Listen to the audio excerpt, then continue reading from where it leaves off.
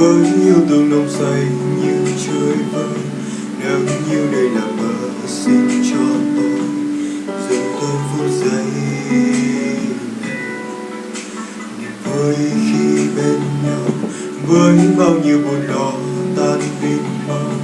Đến phút giây buồn đau sẽ qua nhanh, nghẹn ngào không nói nên lời. Hạnh phúc chào dâng, lời hát xin cảm ơn tình yêu và cho chúng ta một đêm phút giây còn mãi hát lên.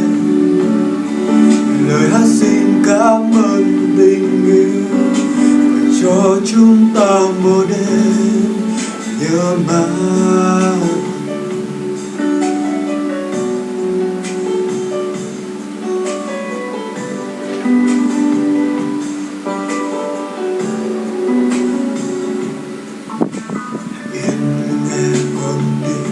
Với yêu thương nồng say như chơi vơi.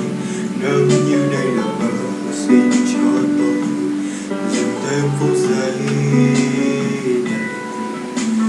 Vui khi bên nhau, lo tan mau sẽ qua nhanh, nghẹn ngào không nói nên lời. Hạnh phúc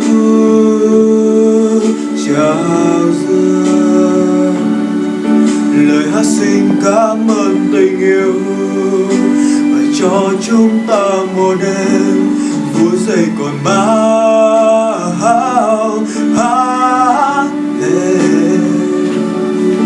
Lời hát xin cảm ơn tình yêu và cho chúng ta một đêm nhớ mãi.